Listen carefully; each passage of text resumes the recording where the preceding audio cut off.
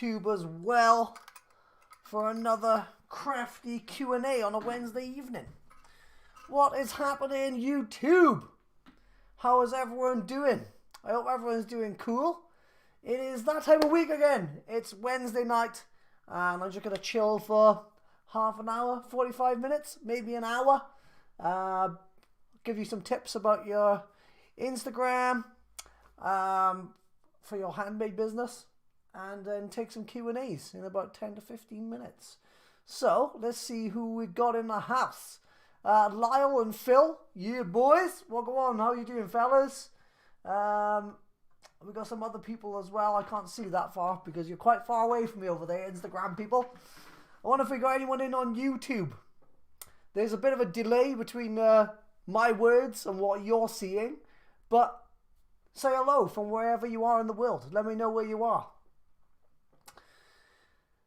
So just allowing a few people to join. We got. I need to do some more really to promote these Wednesday night lives, if I'm honest. I haven't really promoted it this week. I've been balls deep in making the charity pub quiz. So that's kind of taking up a lot of my energy at the moment. But thanks to you guys, we've managed to raise £740 so far with the charity pub quiz, which is absolutely amazing. So thank you to everyone who has taken part. I'm just going to keep on doing them until the end of the month. So I think there's like 3 quizzes left. So maybe I'll see you guys on the weekend.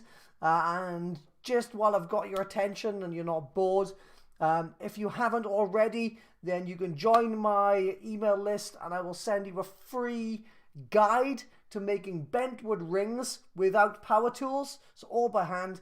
And when you join the list, that's when you can get information about my online course called Next Level Wooden Rings. And speaking of which, I just finished filming a fucking awesome lesson today where I made this beautiful ring with marquetry inlay banding for the students. So that is absolutely sick. So guys, wicked. Thank you very much for joining me. We've got a few people on Instagram and we've already got questions on YouTube. So hello, Big House. Scroob Ollie, Simon's Fine Jewelry from Slovenia. Safe. Richter Scale Rings. Nice to see you again, man. It's so cool to have you here every Wednesday. It's nice that we get to keep each other company. Something from the shed. All right, Keith. Been a sub of yours for a while now, buddy. I would love it if you could sub me. It would be an honor. Oh yeah, nice man. I'll check out your channel a little bit. And Matt Newby's here. How are you doing, Matt? Next Level wooden rings for the win. Completed my first ring last night. I saw, man. You did a really good job. Absolutely amazing. Yeah. So we got a few people. So I've got like a little. I'll just answer Big House's question first. How many rings do you sell a day? It kind of depends. When was it? Yesterday or the day before? I sold 4. I sold 4 rings in a single day 2 days ago. Mad. You know, from where I'm sitting, it doesn't look very much like the economy is that broken because I'm getting inquiries and sales in all over the place. I've been saying for a few weeks now that as soon as the lockdown is kind of slightly lifted, then we're going to see a huge influx of sales. And hopefully that's going to be even more correct in the next few weeks. But from where I'm sitting, bros, it's looking good. If you're into making anything with your hands, rings, other types of jewelry, then, you know, we're in a good spot at the moment if you're selling online. Plenty of customers out there. They're all bored. They're all looking for something to brighten up their day. And, you know, you can make some sales, bro. All right. Lyle always has his alarm set for this. Cheers, man. Thank you, bro. I don't really advertise this Wednesday night thing. I really need to. Whoa. Things coming in from all over the place. Matt Sprout. Hello, my son and I watch your videos every day. Oh, amazing, man. Thank you, bro. It's so good to know that there's someone out there watching anyway. Scroba Ollie, you are not afraid your shop job no customer. Nope, I'm not afraid. I've got plenty of customers, man. it's been awesome. Wow, Matt Newby is one of my students on the Next Level Wooden Rings course, like joined at the end of April, and he just posted a picture of his first ring yesterday. Did a really good job. He went through the bentwood ring rite of passage and glued the ring to its former, but it still turned out really nice. And he just put a comment down in YouTube saying that posted a photo of my ring on my personal Facebook, and I've had 3 inquiries from folks wanting one already. That is awesome, man. That is absolutely awesome. And full disclaimer, I haven't even paid him to say that. Nice one, Matt. Something from the shed. I've been turning pens for about 2 months and already I've got 6 orders. Man, this is amazing. Dude, this is so good to hear that they're like handmade sellers, wood turners, you know, artisans out there who are making sales at the moment, because I think a lot of businesses they're shit in their pants. And like, you know, I think that as small artisans, this is going to be our time to shine over the next like year. I think that people are going to really start to appreciate, you know, like local craftsmanship, British craftsmanship, American craftsmanship, or where were you from earlier, man? Slovenia, was it? Hello from Slovenia? I'm sure you said yeah, from Germany as well. Yeah, people are going to start to appreciate local craftsmanship. So this is a wicked time to start, you know, learning how to make stuff, and more importantly, learning how to sell stuff. And I'm going to try and share some tips with you. Let me just turn on my light because I look a bit dank over there. Oh, it's not plugged in. What a dick. Oh well, don't worry. I'll just have to keep with this shoddy lighting on YouTube. Safania Mariam on Instagram asked, which material do you use at last? I don't really understand the question. Are you talking about a finish? If you're talking about finishing, I either use UV resin from Alumilite or CA glue or super glue finish. I hope that helps. But feel free to clarify your question, and we'll see if we can help you. Ronald Lalo, how do you not glue the ring to the mandrel when you put CA finish on? I don't use the mandrel when I put on CA finish, man. If you watch any of my videos, you'll see that I apply the glue with a cocktail stick while it's like held onto the former. So I don't actually put it on the mandrel and the lathe and spin it. That's like, if you're making a pen or something, if you're turning pens, then yeah, you would put it on like a spindle and spin it on the lathe and apply glue while the lathe is running. But I don't do it that way. Just watch my videos. I put out a video, it's called like how to make wooden rings without power tools or something. So check that out and you'll see my technique. Something from the shed. Any tips for someone using super glue for a finish? Yes, use activator spray. A light misting.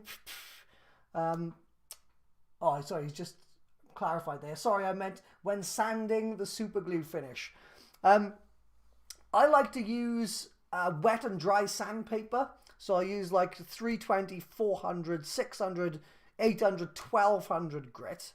And I always like wet sand it. So I'll kind of wet sand the CA finish, get rid of all the scratches from the previous grit. And then at the final stage, I use a product from Chestnut Products called Burnishing Cream, which really just brings out a really beautiful shine to any CA finish. And I've used that on pens as well as wooden rings. Hope that helps, bro. Richter, I always wrap a mandrel with a strip of plastic bag anytime accident bonding as possible. Yeah, so Ronald, you're following on from your question earlier on, you can, like as Richter Scale Rings said, you can kind of wrap your former or the mandrel in like baking paper. Nothing sticks to baking paper, so you can do that, or you can make your own mandrel or your own formers with like PTFE or Teflon, and that works really, really well. Shit don't stick to it. It's good. They make, You can make your own like bushings for turning pens with like PTFE. Like you can get PTFE round bar off of Amazon or eBay, and you can make your own mandrel and tools out of that, which is really goddamn useful. That's some secret sauce right there, bros. I don't think I've ever shared that tip. Yeah, something from the shed. Don't start at 180 grit, bro. 180 grit is a bit much for sanding CA glue. If you start with such a high aggressive grit, you'll basically sand the finish off. So I just started quite a high grit, like 240, 320. Right, okay. Lyle has got a question up here on Instagram. Haha. Starting to venture into metals with the wood as cores. What thickness sterling silver sheet do you use or suggest? It's up to you really, bro. I personally like to use 0.8 mil, but sometimes I use thicker. Sometimes I use 1 mil, and on occasion I have been known to use 2 mil. It just depends. Depends what you're looking for. What material haven't you worked with yet that you would like to play with? That brings me on to a nice segue, Phil. Check this out, bro. This week's shout out actually is going to JD from ringsupplies.com. And I got a wicked, really exciting package from him the other day with some absolutely sick materials, right? So I ordered like a few little bits, and JD is a really nice guy. He's just messaged me. He said like, oh, I'm going to throw in a few extra bits for you. So I've got like a load of these like awesome little ring cores. So there's like a couple of like stainless steel ones, a couple of black ceramic. I've got this material, which is called True Stone. I've never used it before, but from what I understand, it's like gemstones kind of like mixed together with like a resin, kind of like reconstituted. So that's really exciting. Never used that before. Really looking forward to going into that. We've got a couple of nice colors of opal. So I've got like a beautiful like sapphire Pacific blue one there. And a black opal, which looks absolutely amazing. I've done a couple of rings with this color stuff before, and they look sick. And then the excited stuff. Check this out. Check this shit out. This is like overpour from where they make surfboards. So it's like surfboard resin. Oh, so excited. So I'm really looking forward to using the surfboard resin. I've got a lot of friends who surf. And I'm pretty sure that these will get snapped up really quick if I make some rings with those. So I've got that piece, which is like a triple A grade. And then this, which is just an A grade. But, yay, that stuff looks amazing. Look how cool it is. It's like all stripy. And then, at the bottom of the packet, I was very excited to find this. Does anyone know what that is? I'm going to leave that for a minute. If you know what that is, I'll show you closer there for you guys on YouTube and you guys up here for Instagram. If you guys know what that is, put it in the comments. I said the surfboard resin looks like Fordite, but actually this is Fordite. Yeah, yeah. So yeah, this is actually like a piece of, they call it Fordite, for those of you who don't know what that is.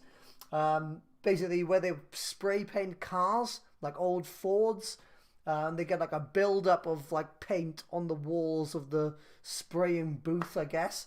Then that like kind of hardens or solidifies, and where it's been like baked many times over, it kind of turns into like a solid lump, and you get all these like layers of paint in it. So I'm mega excited to get into using that as well. So yeah, big up to JD from Ring Supplies. If you guys are looking for like really nicely made ring cores in various different sizes and materials, then ringsupplies.com is the one. And yeah, like look, that's like a ring blank he's made there with like 2 inlay channels. So I'm really excited to make some shit out of those. So that was a good segue, Phil. Sorry, I went off on a bit of a tangent there. Like you asked what materials I'm looking forward to using. So all of those in that box. Lyle used to shape surfboards and used the overflow resin before. Looks great. Just can be fickle to machine if the resin hasn't bonded to the different layers. Yeah, that's a good point. Like I think it's probably going to be an adventure, but we'll figure it out. Should look really cool. Right, what we got on here? Something from the shed just said, dude, do you have a sticker wall? And would you do a sticker swap? I don't have a sticker wall. I've been kicking myself about that for since the last 2 Maker Centrals. So no, I don't have a sticker wall. If I do get some stickers, though, of course we could do a sticker swap. I'd be more than happy to. I did have an idea the other day, who remembers a game from the 90s called Pogs? There was a game called Pogs, right, that I used to play when I was a kid. And basically you'd get all these little cardboard discs with cool cartoons on them and stuff, designs on them.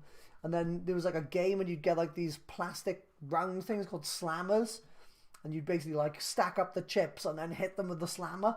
I was thinking about making some Zebrano Woodcraft Pogs and some slammers for when I go to shows and stuff. I think it'd be really cool. I think it'd be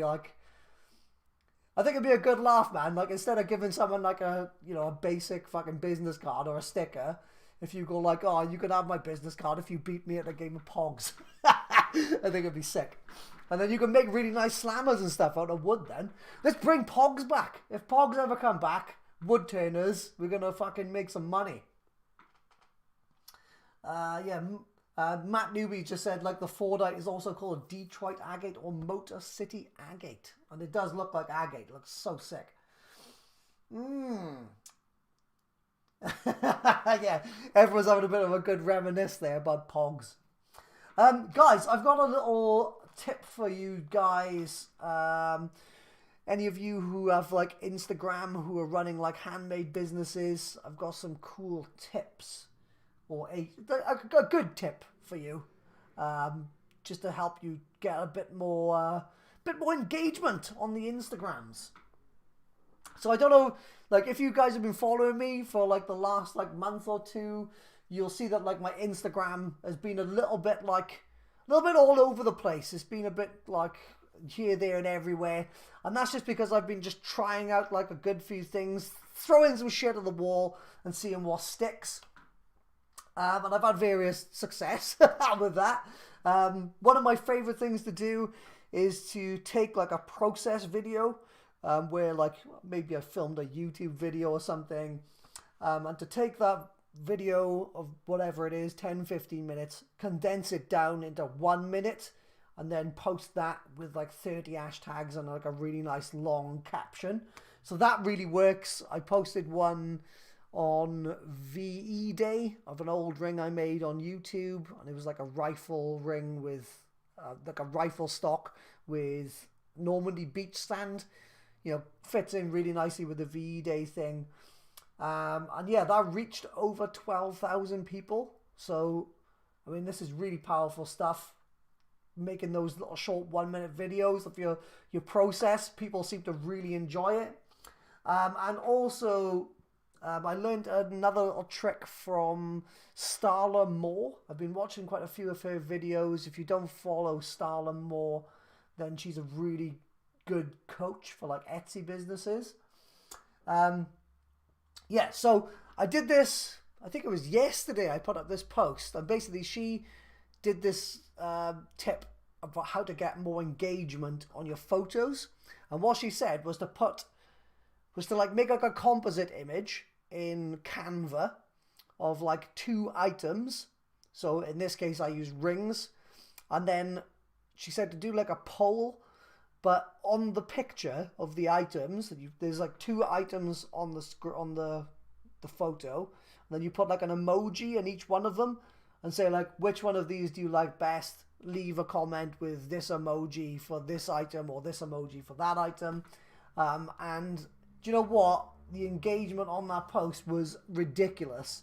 I've seen quite a big decline in my engagement and stuff over the course of the lockdown, and I attribute that to there just being so many more people posting shit at the moment. So it's kind of harder to cut through the noise.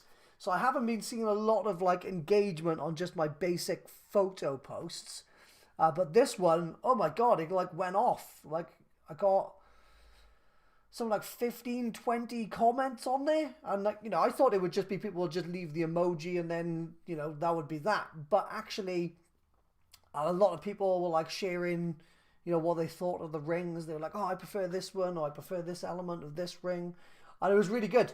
So 2 tips there on how to get lots of engagement for your Instagram. So 1, make 1-minute process videos showing sort of like the best bits of a start to finish making process. And the second one, to make a composite image of 2 of your products, and then do like a poll using emojis so that people can vote for the one that they like the best. And that really worked. And another thing, one last tip for your Instagram. I learned this like a long time ago, but when you make your little profile thing, like your profile for your bio, make sure that you have a link to your, well, whatever you're looking to promote, really. So you can have like your name, and then it's always worth, basically, they'll show like your handle, like your @Zebrano Woodcraft, and then underneath that it says name, but don't put like your name again in that little box. Put just like a brief overview of what you do. So I think in my one I've got like handmade wooden rings, and then there's like a little, like you can put a little paragraph about your bio, and then a link to what you do. So make sure you use your main link in your bio, whether that's your Etsy shop, your YouTube channel, or a link to your email list, or whatever it is. 3 tips, really fast. I hope that those helped. Okay, so before we move on to the main Q&A, which we already have, really, to be honest with you, if you do want to learn how to make wooden rings and you're not already subscribed to my email list, there's a link in the description of the YouTube video, or a link in the bio of my Instagram page, and you can go through and you can get a copy of my free guide to making bentwood rings without power tools. And then you can find out more information about my course, Next Level Wooden Rings, which received a glowing review from Matt Newby earlier on. So yeah, okay, this answers some questions. A few have come in while I've been talking crap, so let's try and get through them. All right, who's first? Sean Hermans. Nice to meet you, Sean. Love your videos, and they have certainly set me up for success. I am having challenges with being able to see the lamination of the wood as one layer is sanded and the other begins to show. Any thoughts on there on how to make the lamination blend better? I mean, I don't really sand the inside and outside tapers very aggressively. I'll just use like maybe a bit of 320 or 240 grit, and just kind of like just ever so slightly curve them over. Really, you don't need to sand back that far, where like you're busting through the lamination. If that helps, I hope that helps. Something from the shed. Dan, can I get you on Facebook Messenger? I am on there. I've got like a business page, Zebrano Woodcraft. You can message me through there, or you can jump into my DMs on Instagram, bro. Matt Sprout just bought a bunch of stuff from Ring Supplies. Very, very satisfied. Dude, they are the best. JD's the best, man. He's got some sick stuff. All right, who's next?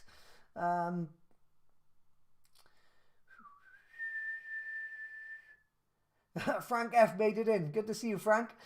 Something from the shed. Dude, I went for a walk a few months ago and spotted a stair gate someone was throwing away. It turns out it's curly beechwood. Oh, very nice find indeed. Matt Newby, what do you use for photography to get images of your rings? I don't know if you've covered that topic in the course yet. If not, it might be a module worth including. Dude, I was thinking about that earlier on. Yes, that's a really good idea, and I will include that in the course for sure. That's going to be a good video.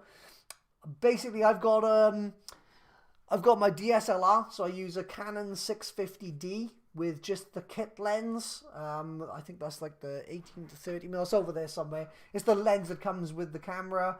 And then I bought like a photography light box. So it's just a small box with like a couple of white lights in there.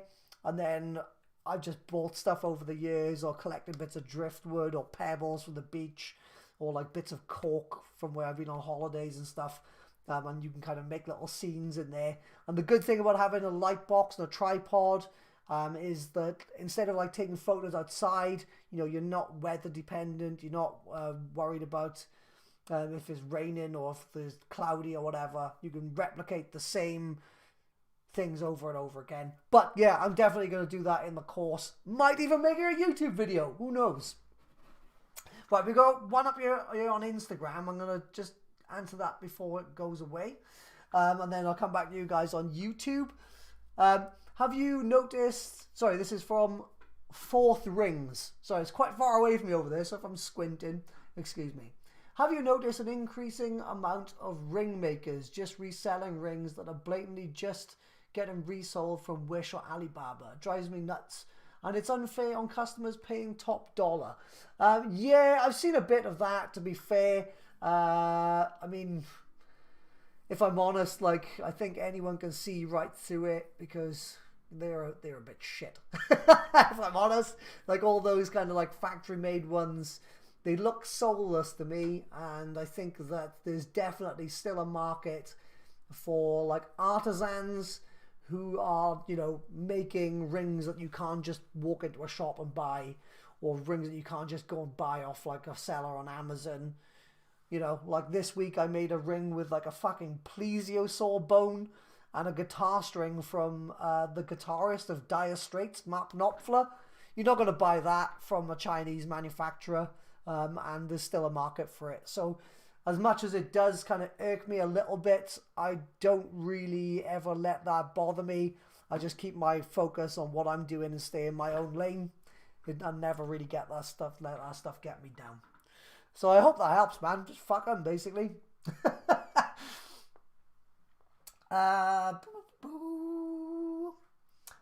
Richter, lighting and learning to use it is the first thing to learn. Yeah, basically, as I going back to that light box, honestly, that took a lot of the learning curve right out of it for me, because it's just two white lights, easy peasy. I'll make a video about that, definitely. Stephanie Wormley, nice to see you. Hey Dan, I've been metalsmithing and working with resin for a few years now, but I've recently decided to add a channel ring to my store.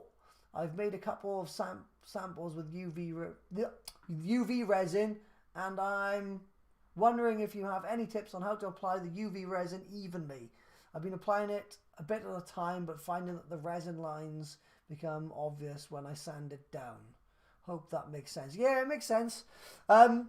I don't have a lot of experience with UV. I suppose it depends which UV resin you're using. I use the Alumilite UV resin. It's really awesome stuff. And I like apply it into the channel with a cocktail stick.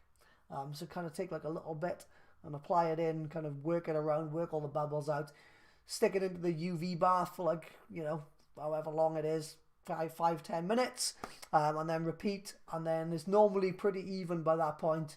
And then I could just sand it off with a few grits of sandpaper, like 400 to like 1,200 grit micro mesh. And then I always like to go over that with the buffing wheel on my bench polisher thingy. And just use like the brown, red, and then white polishing compounds. And that brings a really nice shine to UV resin. But I've not really had much luck with UV resin. I find I can't get it as shiny as CA. But I hope that helps, Steph. Try using this cocktail stick.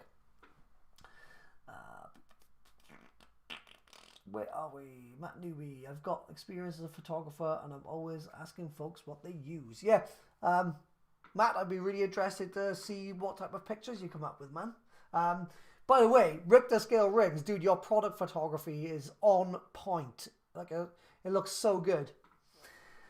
Right, where are we? I'm going back to Instagram. We got a question up here from Kershaw Jewelry. Are there any tips you have that have helped you to get to where you are?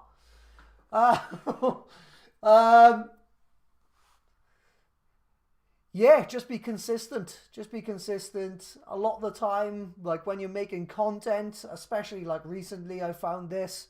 I feel like there's no one watching. You know, I don't get a huge amount of views. I've never gone viral. I've never like had a video with like 300,000 views on it or anything. But I've just stayed consistent, consistently posting for like 6 fucking years. And, you know, luckily now I get to come on Wednesday night and get to hang out with you guys. And even though I've got a small audience, I make a good full-time living doing what I love. So my advice is to just stay consistent at whatever you are, even when you feel like there's no one watching. Zuhairo, tell us about the veneer banding ring on your story today. Oh, yeah! Oh, yeah! This bad boy. Bosh! I did a poll on the students group for the Next Level Wooden Rings the other day, and I asked them what they wanted to learn this week, whether it would be marquetry inlay banding or horsehair inlays. And they overwhelmingly voted for the inlay banding, so I decided to film that tutorial first. So I filmed that today. Honestly, it was a little bit tricky, but easier than what I thought. It's pretty much made with the with like a herringbone inlay banding that I got from, I believe it was an eBay vendor, but you can get that stuff from like Amazon, eBay, or specialist suppliers. And it was like kind of like an advanced way to build a bentwood ring, basically. Like kind of. Thanks for the question, man. And cheers for noticing my silly stories on Instagram. I think I might have blipped out there on YouTube. Sorry, everyone. I just got a little notification. It doesn't matter though. It's all good. Still here. Still answering your questions. Stephanie, thanks. That's helpful. I've just been overly careful with the application and doing too small amounts at a time. I'll try the Illuminite, and yes, micromesh is the best. Thank you. Yeah, Illuminite UV resin is really good. I've used the Chinese, like some shitty Chinese brand one, and it was awful. Honestly, it took forever to cure, and it was still like sticky after a few days. Not great, but the Illumi UV, that stuff is badass.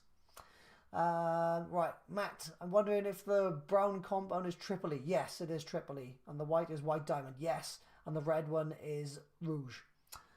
They're the ones included in the Beal buffing system. Yes. Yes. Yeah. Matt, you got it right on there, bro. Tripoli, white diamond, and rouge. Hey, bro. Manuel here from Stockton, California. It's good to see you, brother. Right. Another question from Steph. Would you use CA or resin to inlay horsehair? CA glue. It's a very tricky process, that one is, with the horsehair. I've done a few horsehair inlays. And yeah, it took me a little bit of figuring out, but I've got like a really good way to do it. And basically, I haven't taken full advantage of it yet because my girlfriend is like an equestrian groom. So she's got like a lot of horse friends. She owns a horse as well. She says that I'm her second hairy Welshman that she loves because her horse is like a Welsh cob, a big old Welsh cob called Star. Yeah, we've got like a lot of horsey friends. So I feel like I need to get on this and make a nice little range of horsehair rings because I think that they would be really easy to advertise and sell. I've got a sneaking suspicion, but I haven't really tried it out yet. Good little niche though. I'll be filming the horsehair inlay tutorial for the students next week. Frank, my internet is crap today, so I'm about 10 minutes behind in the chat. What is everyone using for backgrounds if you're using a light box? Yeah, good question. I wonder what everyone is using for your backgrounds. I like to use like little bits of driftwood, or I bought some bits of like cork from Sardinia, and yeah, they look really, really nice. So I've just got like some sheets of white like A4 paper down, just to kind of reflect the light, and then yeah, some bits of like driftwood and shit in the backgrounds and pebbles. Looks really nice. Another thing I tried out the other day was I've got like a my friend gave me like his Nan's TV stand. It's like a black glass TV stand. And Renee Christine put out a video a while back talking about like all the viral product photos on Instagram have like a reflection in them. So like the product is reflected slightly in the surface that they're sitting on. So I've done a bit of experimenting with the glass table. And yeah, got some pretty cool results from that, but it doesn't work for all the rings. Looks really nice with like plain Damascus steel and like plain like rings, but if you've got lots of inlays, it sort of doesn't look as good.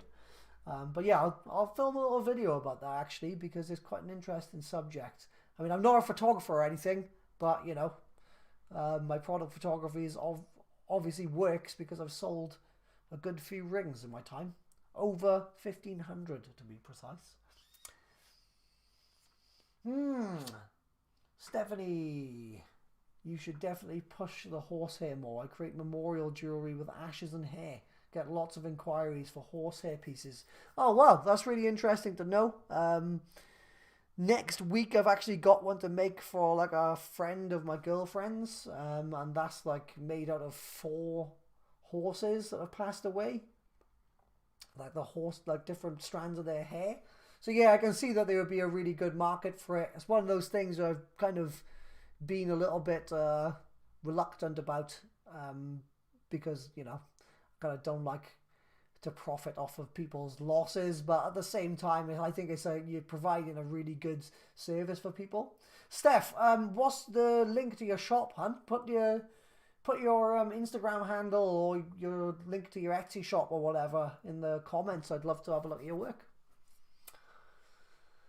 Oh wow, it's been a busy one today. I haven't fucking shut up for like 37 minutes. It's really cool to have you guys here though, man. I love doing these little lives on Wednesday nights. Hidden Hive Keepsakes on Instagram. Sweet, I'll check that out. Everyone in the chat, go and check out Steph's work. Give her a little follow. Let's share some love. Yeah, so I've been loving doing these live streams like on Wednesday nights. Over the last like 6 weeks, I've been a little bit preoccupied with doing this like online charity pub quiz thing on the weekends, which has taken up quite a lot of my time. I mean, some would maybe argue it's been a bit damaging to my business, but hey, you know what? Like last weekend, we had 45 teams, 50 teams. And you know, if every one of those teams were 2 people, it's like 100 people came to the quiz. We've raised £740 so far for like an NHS charity. For those of you like who are in America, overseas, Australia, whatever, the NHS is the national healthcare system in the UK. So it's like a state-owned healthcare system that everyone in the UK gets for free. And our government hasn't really been amazing at supporting them through this whole COVID-19 crisis. So it's been really good actually to try and, you know, at least make a little difference, and everyone's been really entertained by it. But that live stream on the weekend has been taking up a lot of my time. So what I want to do, I'm going to cut that off at the end of May, and then maybe do like 1 or 2 every couple of months or something. But I think that this Wednesday night Q&A, definitely going to carry this on. I think might have to work on the format. I think it might be cool to, I don't know, I can do some fun stuff. Like I can kind of overlay images and give people shout outs and, you know, I try and make it a little bit more interesting, try and make it like a bit more like of a, kind of a, I mean, it's been like a really cool way to gather and talk to everyone on a Wednesday evening anyway. It's really helped me to feel a bit more connected to the world. So I'm really grateful to all of you guys who've actually turned up here. So yeah, hopefully we will carry this on after May, because it's just good fun. And I feel like it helps a lot of people. It definitely helps me to, you know, stay in touch with you guys and to know that there's people listening. Aquario 209, I saw you just put in a message but then retracted it. I think it was something about how to solder silver. So yeah, it depends really on what you want to solder, how many joints are in the actual piece of jewelry, or how many joins are in the piece of jewelry. For like simple rings, I just use easy solder. For those of you guys who are quite new to silversmithing or not overly familiar, there are three types of silver solder. You've got easy, medium, and hard, and they all like melt at different temperatures. Hard melts at the highest temperature, easy at the lowest temperature. I think there is a super easy one, but I've never used it. And so I just use, yeah, so for silver Aquario, I use easy solder, and I've just got like a little soldering block, and depends on the thickness of the metal, how big the ring is. Sometimes you can just use the one little hand torch, or sometimes if it needs to get a bit hotter, I use two torches. And pretty much you just apply a little bit of flux on the seam or the joint that you want to solder, put on a few little tiny bits of the easy solder, like cut it down really, really small, stick it onto the flux, and heat the whole piece evenly, and keep on moving the torch, keep on heating it up evenly. The solder goes through a few different stages. Like first of all, it kind of like fluffs up into like a cumulus kind of cloud, and then it kind of like I guess caramelizes, kind of goes into like a caramel looking kind of substance, and then that's when you kind of start to focus that flame over the solder, and eventually you will see the solder kind of balls up, it turns into like a little sphere. And then you keep the heat on there a little bit, and then it just kind of melts into a puddle, like T-1000 off Terminator 2. So basically, wherever the heat is applied, that's where the solder, wherever the heat and the flux is applied, that's where the solder will want to run to. So I hope that makes sense. That was a bit of a janky explanation. I do actually have tutorials about that on my YouTube channel. So it might be worth going through and having a look at any of the rings I made with silver, bro. Did they help? Let me know if that helped. I'm sure that there are like other silversmiths and goldsmiths out there who are watching, who go like, oh, fucking hell, yeah, that's a really bad way to do it. But it's just different strokes for different folks. That's the way that works for me. And I've had, a good bit of luck with it. Nobody's sent a ring back for having a shitty seam. So, yeah, we've done all right so far. Ooh-wee. It's been a good one today, guys. I've been really enjoying this. In case you haven't already, head down to the link in the description, and you can join my email list where you'll get a copy of my free guide to making bentwood rings without power tools. So yeah, if you go over, you sign up, it's free. I'll send you the free guide. You can unsubscribe whenever you want. And then when you're subscribed to the list, that's when you get information about my online course or any courses I'll be launching in the near future. And of course, like various other bits and freebies and other bits of information that I share with my email team. So yeah, join the email team. You get free shit. Steph loved the Terminator reference. It is like Terminator. It's like T-1000. Just as scary. All right. Well, listen, it's been 45 minutes. It's been a really good one. Amazing questions this evening, guys. Thank you very much. We've done some shout outs. We've talked about some stuff. Done some Instagram tips. Last call. Any last questions? Anyone want to know anything? Is anyone up here on Instagram? Oh shit, I've missed some on Instagram. Sorry, Gavin Eve said, just want to say a massive thanks for helping while I made my own Damascus and wood ring. No problem, bro. It looked awesome. Anthony Knudsen, I bought jewelry grade epoxy and it still softens up when it gets warm. Do you know epoxy that will stay rock hard? Alumilite. I think the Alumilite products are the best. I hope that helps, Anthony. Keep up the good work from Jamie Bodman. Cheers, bro.